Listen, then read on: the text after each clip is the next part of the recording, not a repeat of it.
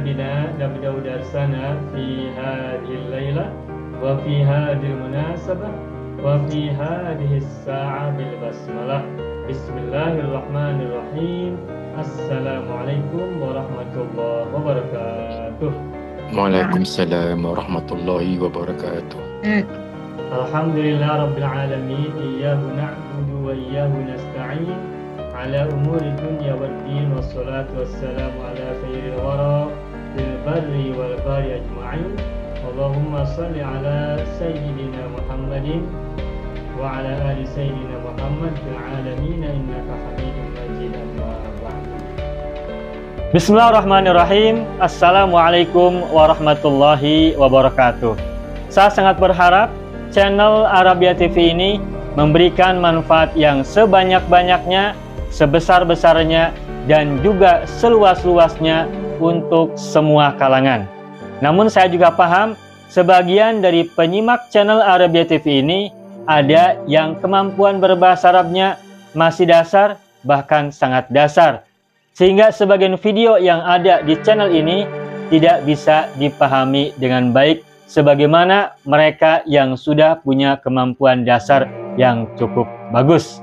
Itulah sebabnya kami sudah membuat program namanya Program Sekolah Arab Digital yang kami singkat SAD. Program Sekolah Arab Digital adalah sebuah program pembelajaran bahasa Arab dari dasar hingga pintar, dari awal hingga lanjutan.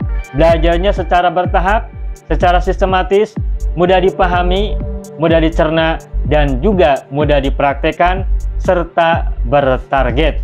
Oleh karena itu, jika teman-teman ada yang ingin belajar bahasa Arab dari dasar hingga pintar, dari awal hingga lanjutan, secara bertahap, secara sistematis dan bertarget, mencakup mufradat, sorof, nahwu, uslub, dan yang lainnya, silakan bergabung dalam program Sekolah Arab Digital. Adapun informasinya, saya akan tampilkan tayangan berikut ini. Mau kuasai bahasa Arab? Gabung Sekolah Arab Digital. Sistematis, mudah, dan bertarget. Belajarnya dari awal hingga lanjutan, dari dasar hingga pintar, mufradat, sorof, nahwu, uslub, dan yang lainnya. Mendalam, mudah dipelajari, mudah dipahami, dan mudah dipraktekkan. Mau kuasai bahasa Arab? Gabung Sekolah Arab Digital. Mau kuasai bahasa Arab? Gabung Sekolah Arab Digital. Baik, Bapak Ibu semuanya, alhamdulillah kita jumpa lagi malam ini, Jumat malam Sabtu tanggal 25 April tahun 2025, bersesuaian dengan tanggal 26 Syawal tahun 1446 Hijriah. Pada malam hari ini kita berada di hari Jumat terakhir di bulan April, dan sebagaimana biasa di akhir bulan untuk hari Jumat malam kita akan gunakan kesempatan yang baik ini untuk melakukan dirasatun lugawiyatun fi al-hadis awil du'a awil al-ahadis awil ad'iyah, hadis-hadis al-ahaditsin nabawiyah awil ad'iyah al-ma'thurah, hadis-hadis nabawi atau doa-doa yang makthur. Nah, pada kesempatan yang lalu kita juga sudah menyampaikan tentang doa. Nah, hari ini pada hari Jumat ini kita akan coba membahas, mengkaji hadis-hadis Nabi tentang ilmu. Kalau Bapak Ibu nanti ada hadis yang mungkin akan Ibu Bapak sampaikan, kita bahas, nanti bisa kita bahas bersama-sama setelah ini ya. Nah, sekarang saya akan sampaikan dahulu hadis tentang ilmu yang saya sudah tengok, sudah saya lihat. Semoga ini bermanfaat untuk kita semuanya. Saya akan buka whiteboard terlebih dahulu. Sebagian dari kita sudah hafal hadis ini dan sudah sering mendengarnya ya. Pertama adalah hadis, sebentar, ini adalah chapternya atau topik kita adalah kajian linguistik hadis ya. Hadis tentang ilmu. Nah, tentang ilmu. Dirasatun lugawiyatun anil hadis fil ilmi. Kajian linguistik hadis tentang ilmu. Saya akan tuliskan hadisnya. Pertama, saya yakin Bapak Ibu sudah tahu dan sudah hafal ini. Khairukum man ta'allamal Qur'an wa 'allamahu. Ini sangat simpel. Wa 'allamahu.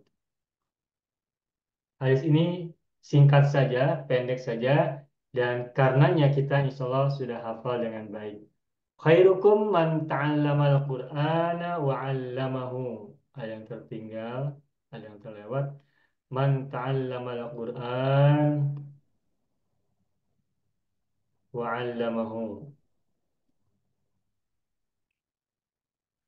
Baik, secara sorfiyah dan nahwiyah kita akan bahas. Yang pertama adalah kata khairukum. Khairukum ini adalah isim di awal kalimat dan sebagaimana kita sudah sama-sama hafal, kalau ada isim di awal kalimat, di awal jumlah, di awal ayat, maka isim itu adalah mubtada. Maka khairukum ini adalah mubtada. Khairukum adalah mubtada dan terdiri dari idhofah. Khairu adalah mudhof, khairu adalah mudhof, sedangkan kum adalah mudhofun ilahi. Domirun muttasilun fi mahalli jarrin mudhofun ilaihi. Mudhofun ilaihi. Insya Allah sudah hafal semua. Nah, kalau sudah ada mubtada, maka i'rab yang berikutnya kita harus temukan, yang harus kita dapatkan adalah khobar. Manakah khobarnya? Khobarnya ini kalimat sesudahnya, yakni man ta'allamal Qur'ana wa 'allamahu. Jadi khobarnya berupa kalimat atau berupa jumlah. Man adalah ismun mausulatun, ya isim mausulah atau isim maaf ismun mausulun ya atau isim mausul. Nah, maka man ini adalah ismun mausulun mabniun ala sukun fi mahalli raf'in khobaru mubtada'in. Fi mahalli raf'in khobaru mubtada'in. Ta'allama fi'lun madin. Fi'l madhi mabniun ala fathi. Bapak Ibu semua, kalau dari segi sorof, dari segi tasrif, ta'allama ini mazid atau mujarrad? Mazid. Mazid. Mazid. Mazid wazan yang keberapa? Mazid. Tafa'ala. Saya kira dulu. Wazan Tafa'ala. keberapa? Tafa'ala. Syiddah wazan berapa menurut pembagian kita? Alif. Wazan kelima. Ustaz kelima. Kelima. Ta dan syiddah, ta dan sabdu. Oke. Mujarrodnya apa? Ta'alama itu. Alima. Alima. Alima atau alama? Alima. Alima. Alima ya'lamu. Seperti amila ya'malu. Baik. Karena ta'alama adalah fi'il, maka tentu saja ia memiliki fa'il. Mana fa'ilnya? Kalau kita tengok ke sampingnya, ke kata sesudahnya, Al-Qur'ana fathah. Berarti tidak mungkin jadi fa'il dari ta'alama. Walama alama fil madhi. Sehingga sesudah kata ta'alama ini, Al-Quran dan wa'allamahu tidak mungkin menjadi fa'il dari ta'alama. Nah, kalau sesudah ta'alama tidak ada kata yang layak, yang pantas menjadi fa'il dari ta'alama, maka fa'ilnya adalah dhamir mustatir. Maka Wah. wafa'iluhu Wah. dhamirun Tuhu dhamirun mustatirun. mustatirun Wah. takdiruhu huwa Wah. roji'un ila Ilaman. ilaman tuh. Man kan isim orang, berarti bisa jadi fa'il gitu ya. Oke, sudah. Al-Qur'ana apa kedudukan i'rabnya? Maf'ulun bih. Maf'ulun bihi mansubun wa alamatun nasbi fathah dhahirah fi akhir, sudah paham. Kemudian wa 'allamahu wa huruf ataf ya harful atfi. Oke, mabni Alama ala maktuf. atfi. Alama fi'lul madin. Ya, Madi. kita sampaikan di fi'il madi dulu. Fi'il madin mabni ala fathi, mabniun ala fathi, wa huwa ma'tuf. Maktuf. Ma'tufun ala, ma'tuf kemana? Al-Qur'ana. Alama ma'tuf kemana? Sama-sama fi'il madi, Ta'allama. Salah, Mak Ustaz. sama Ta'allama. ta'alama. Ta'allama. Jadi ma'tufun ala ta'alama. Anam. Ma'tuf Al-Qur'an itu mafhum. sama ya dengan ma'tuf alaih. Kalau ma'tufnya PL.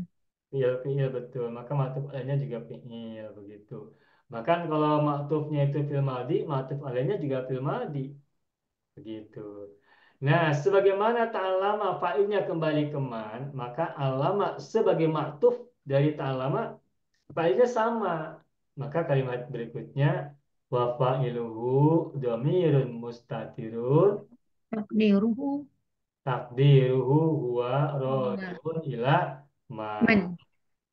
Hu. Nah, terakhir sini domirun muttasilun atau Tastilun.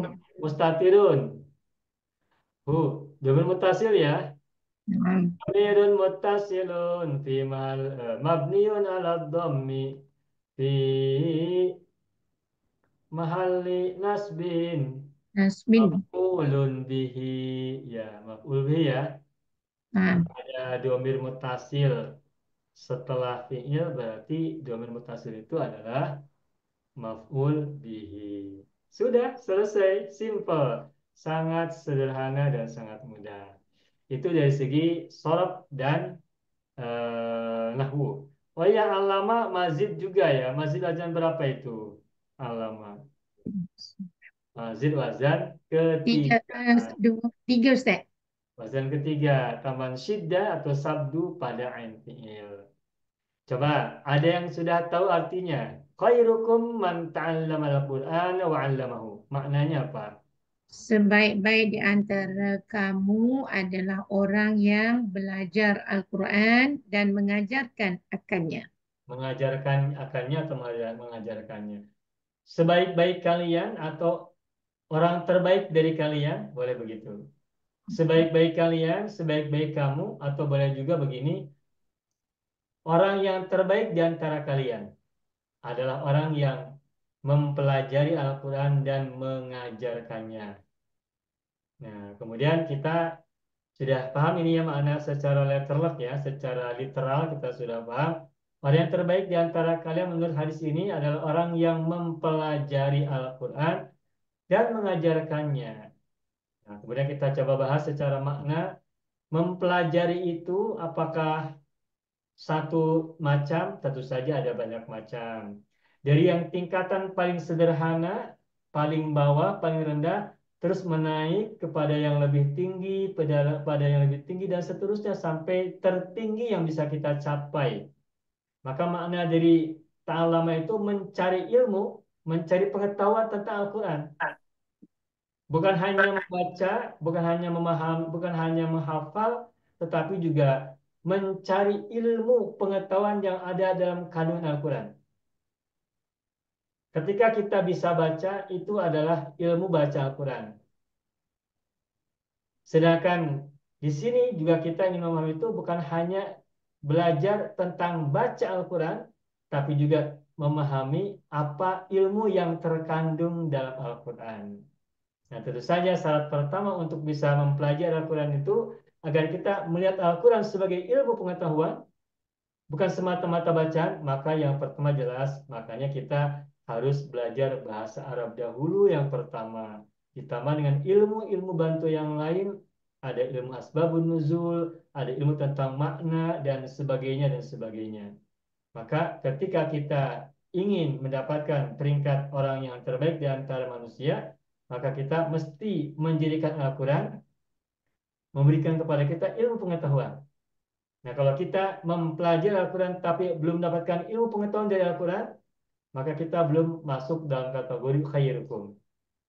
Nah, namun kemudian ada berikutnya lagi, wa'allamahu dan mengajarkannya. Setelah kita mendapatkan pengetahuan dari Al-Quran yang penuh pengetahuan tersebut, ilmu banyak dari Al-Quran tersebut, maka kemudian kita menularkannya, mentransmisikannya, menyampaikannya kepada yang lain. Begitu. Nah, begitu ya Bapak Ibu ya, sudah sangat paham insya Allah. Bapak Ibu semuanya, dalam hadis Nabi itu ada banyak redaksi hadis yang kalimatnya diawali dengan khairukum, khairukum atau khairun nasi dan sebagainya itu sangat banyak. Sebagai contoh misalnya ungkapan khairun nasi anfa'uhum linnasi. Pernah dengar hadis itu ya? Khairun nasi anfa'uhum linnasi. Khairun nas, ada hadis Nabi begini. Khairun nasi anfa'uhum linnas. Ini juga hadis Nabi, sangat populer. Apa artinya ini? Khairun nasi anfa'uhum linnas. Artinya adalah Sebaik-baik manusia memberi manfaat kepada ya. sebaik-baik Khairun manusia. nasi ini bermakna tafdil. Khairu Hmm. ini isim yang bermakna isim tafdil. Bentuk tafdil yang lain. Maka maknanya orang yang terbaik. Khairun nasi itu manusia yang terbaik atau orang yang terbaik. Anfa'um adalah orang yang paling bermanfaat. Bukan bermanfaat, tetapi orang yang paling bermanfaat. Karena bentuknya isim tafdil. Anfa'u dari kata nafi'un. Nafi'un bermanfaat. Anfa'u lebih bermanfaat ketika dimudofkan maka maknanya menjadi paling bermanfaat. Jadi untuk mencapai peringkat orang yang paling baik di antara manusia adalah orang yang paling bermanfaat dinasi bagi umat manusia yang lain. Nah tentu saja ini ada peringkat-peringkatnya, ada hierarkinya, ada tahapan-tahapannya.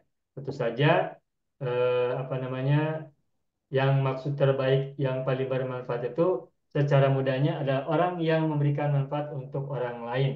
Apapun bentuknya, berapapun apa berapapun luas jangkauannya, berapa lama pun masanya, maka itu adalah bagian dari pemanfaatan yang diberikan kepada sesama umat manusia.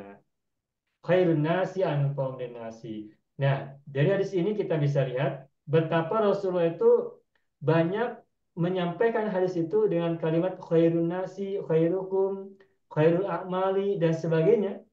Apa maksud itu? Apa maksud Rasul dengan mengatakan demikian? Nah, ini maksudnya tentu saja untuk memberikan motivasi kepada kita semuanya bahwa ada banyak pintu-pintu untuk menjadi orang yang terbaik. Pintu-pintu menjadi orang terbaik itu sangat banyak, sangat terbuka lebar, variatif, dan itu bisa dilalui oleh siapapun, bisa dimasuki oleh siapapun. Mudah-mudahan kita berada dalam kelompok orang-orang yang bisa menjadi orang yang bermanfaat untuk orang lain dan menjadi orang yang terbaik semampu yang bisa kita wujudkan.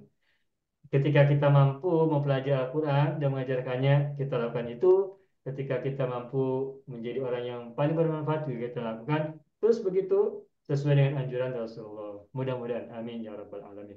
Amin. Amin. Itu saja sampai di sini. Satu hadis, baru satu hadis.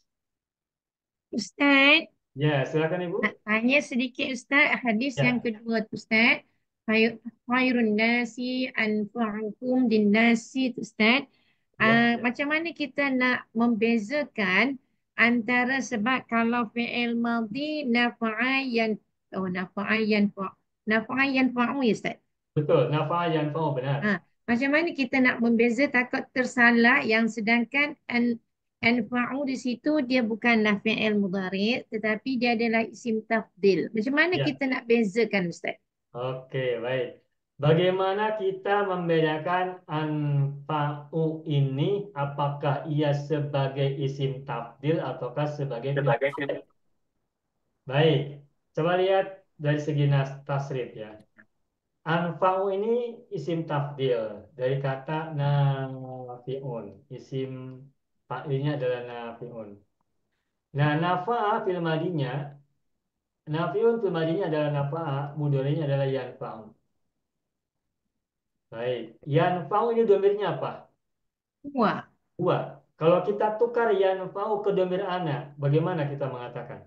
anfa'u. Anfa'u. Nah, coba lihat. Anfa'u ini fil mudhari domirnya saya, aku. Kalau nafa artinya bermanfaat, yanfa'u berarti yanfa'u dia sedang bermanfaat. Berarti anfa'u saya sedang bermanfaat.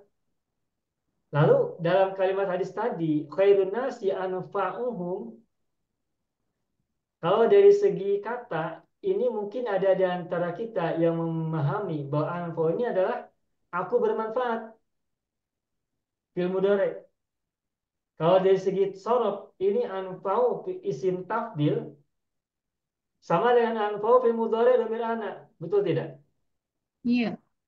Nah, jadi antara anfa'u fil mudhari dhamir ana dan anfa'u sebagai isim tafdil itu bentuknya sama, kata-katanya sama, bacanya sama, harokatnya sama. Nah, lalu pertanyaannya bagaimana kita membedakan bahwa anfa'uhum pada kalimat khairun nasi, anfa'uhum lin nasi itu, anfa'uhum di situ ada isim tafdil. Nah, caranya adalah lihat maknanya. Kalau kita mengatakan, kalau kita memahami misalnya begini, khairun nasi anfa'uhum lin nasi. Coba kita buat, coba kita membuat atau kita bikin dua alternatif, dua pilihan. Kalau anfa'u ini adalah fi'il mudhari, maka maknanya adalah saya bermanfaat. Khairun nasi, manusia yang terbaik adalah anfa'uhum, saya bermanfaat mereka. Cocok tidak? Enggak cocok. Saya bermanfaat mereka. Cocok tidak? Tidak cocok. Tak cocok, tak Nah, sesuai. karena tidak sesuai berarti kita harus mencari alternatif yang lain. Yang kedua, yaitu isim tafdil. Bagaimana kalau kita pahami dengan isim tafdil? Khairun nasi anfa'uhum, manusia yang terbaik adalah orang yang paling bermanfaat di nasi bagi manusia. Bisa dipahami tidak kalau begitu? Bisa. Paham, paham. Nah, jadi kesimpulannya, ketika kita menemukan satu kata yang memungkinkan memiliki memiliki tasrif yang berbeda-beda, maka untuk memastikannya dengan tepat, maka pahami maknanya. Pahami maknanya. Kemudian masukkan dalam kalimat, coba kita bandingkan mana pemahaman yang lebih tepat. Apakah pemahaman yang pertama, ataukah pemahaman yang kedua? Atau mungkin yang ketiga, atau mungkin yang keempat. Nah, kalau kita terus mencoba membandingkan, mengcompare antara satu pemahaman dengan pemahaman yang lain, barulah kemudian kita bisa menemukan pemahaman yang lebih tepat. Begitu. Jadi dari maknanya, begitu ya. Ya, syukran. Ya, dulu saya juga sama. Saya pernah juga mempertanyakan ini, bagaimana kita bisa bedakan antara anfa'u isim tafdil dengan anfa'u fil mudhari sederhana. Nah, tetapi dengan sering kita membaca teks bahasa Arab, baik yang berharakat maupun yang gundul, kemudian belajar memahami makna setiap kata, kemudian dikaitkan dalam kalimat, dalam jumlah, alhamdulillah mengalami peningkatan pemahaman. Begitu juga nanti Bapak Ibu insya Allah pada waktunya, pada masanya insya Allah akan segera. Jadi soal kita nanti pada waktunya kita akan lebih memberikan waktu, memberikan masa yang lebih banyak untuk belajar Arab Gundul lebih banyak lagi nanti ya, insya Allah. Arab Gundul itu sangat mengasihkan. Kemarin kita baru belajar dari tafsir. Itu pun tafsirnya tafsir yang simple. Maksudnya simple itu tafsir yang masih pendek-pendek dan apa berdasarkan riwayat-riwayat Rasulullah ya di hadis Nabi atau tabiin kalau tabiin. Nah, nanti semakin lama semakin asyik kita bisa memahami, bisa membaca dan memahami tafsir dari pemahaman tafsir-tafsir yang berbeda-beda, insya Allah. Atau yang lainnya, bukan hanya tafsir. Itu yang pertama. Banyak video yang terdapat dalam channel Arabia TV ini, baik bahasan tentang mufradat, sorof tasrif, nahwu maupun uslub, bahkan semua bahasan yang terdapat dalam program pembelajaran khusus kami, yakni program Sekolah Arab Digital, adalah bahasan-bahasan yang terdapat dalam buku yang kami buat ini, yakni 6 jilid buku Al-Ajib dan 2 jilid buku Al-Mumtaz. Semuanya ada 8 jilid. Sudah banyak penyimak channel Arabia TV yang menghubungi kami lewat WA, memesan dan membeli satu paket buku Al-Ajib dan Al-Mumtaz yang kami buat. Oleh karena itu, jika teman-teman ingin memesan dan membeli satu paket 8 jilid buku yang kami buat ini, silakan hubungi nomor WA yang ada di bawah ini. Semoga buku-buku ini bermanfaat sehingga kita sambil melihat video juga bisa sambil menyimak buku ajar yang kami buat. Semoga bermanfaat.